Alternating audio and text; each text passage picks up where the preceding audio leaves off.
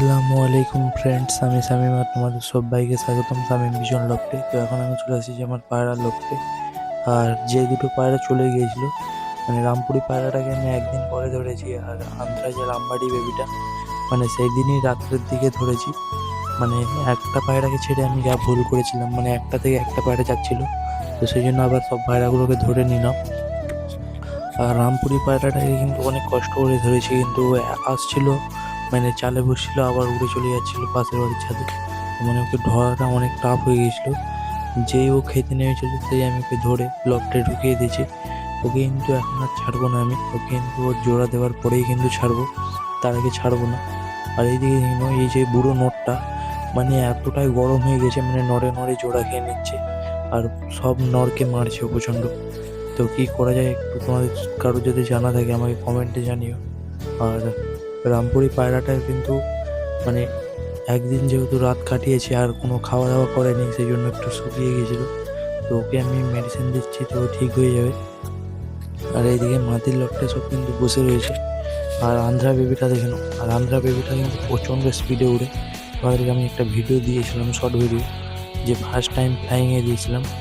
তো ও কিন্তু প্রচণ্ড স্পিডে উড়ে। আর ও কিন্তু ওই যে রামপুরি পায়রাটার সাথে ও কিন্তু বসে গিয়েছিল। তো আমি আর দরজা খুলে ভুলটা করবো না, যাতে ও বেরিয়ে চলে যায়। তো ওই দেখে নাও কেমন বেরোনোর জন্য এ করছিল। তো সেই জন্য আমি দরজাটা লাগিয়ে দিয়েছি। আর এখন এসে গেছে আমার বিড়ার পায়রা লফটে, তো এদেরকে আগে খুলে নিই। আর বিড়ার পায়রা লফটে দুটো খুশির খবর রয়েছে।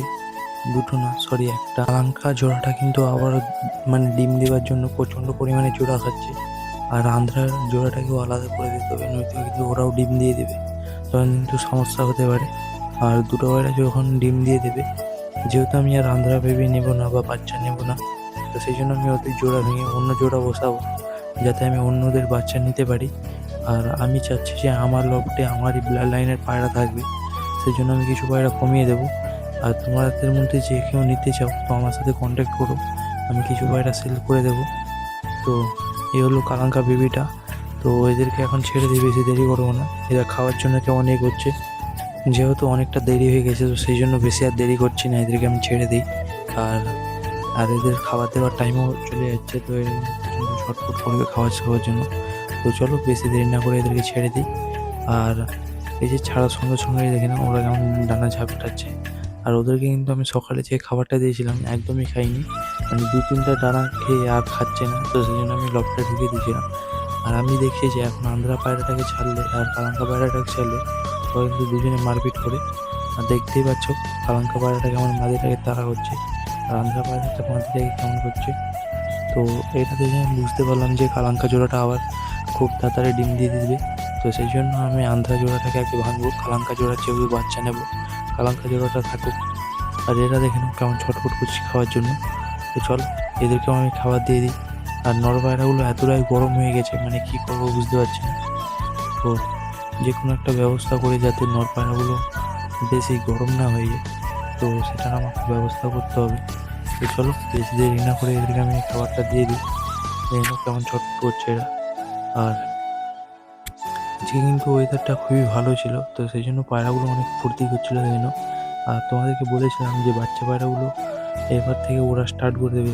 এই বাচ্চাটা কেমন ওড়ার জন্য এ করছে, মানে এরা যখন ওরা আগে এমনটা কিন্তু করে যাতে ওরা প্র্যাকটিস করতে পারে আস্তে আস্তে।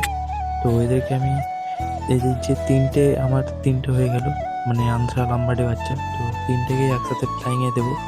তো এখন শীতে ফ্লাইংয়ে দিলে যেটা হয়, সকাল সকাল যদি ফ্লাইংয়ে দিই মানে বাজে পায়রা মারার অনেক চান্স থাকে, সেই জন্য আমি এখন ফ্লাইংয়ে দিই না। আর বলতে না বলতে এদেরকেও আমি খাবার দিয়ে দিচ্ছি, কারণ বেশি দেরি করবো না। আর রামপুরি পায়রাটা যেহেতু বলেছিলাম তোমাদেরকে ওদের পর ক্যাচ করবো, কিন্তু করছি না, কারণ বেকার, মানে পুরো পর যদি ক্যাচ করে দেয় ও কিন্তু ওই যে বসার যে এগুলো স্ট্যান্ডগুলো ও কিন্তু উঠতে পারবে না, সেই জন্য ক্যাচ করছি না। তো থাকুক, মানে ও যাতে ওরা নাড়াচাড়া করতে পারে, এত কোনো প্রবলেম না হয়। আর এদিকে মাদি পায়রাগুলোকে খাবার দিয়ে দিয়েছি, বেশি দেরি করিনি, কারণ অনেকটাই দেরি হয়ে গেছে এদেরকে খাবার দিতে। এই দেখুন আন্ধ্রা বেবিটা বসে রয়েছে, এদের তো প্রায় খাওয়ার শেষের পথে। তো চলো বেশি দেরি না করে এদেরকে তো খাবার দিয়ে দিলাম। তো চলো ভিডিওটা আর বেশি বড় করছি না, দেখাচ্ছি নেক্সট ভিডিওতে। তখন bye bye and take care. আর তোমরা ভালো থেকো, সবাইকে আসসালামু আলাইকুম।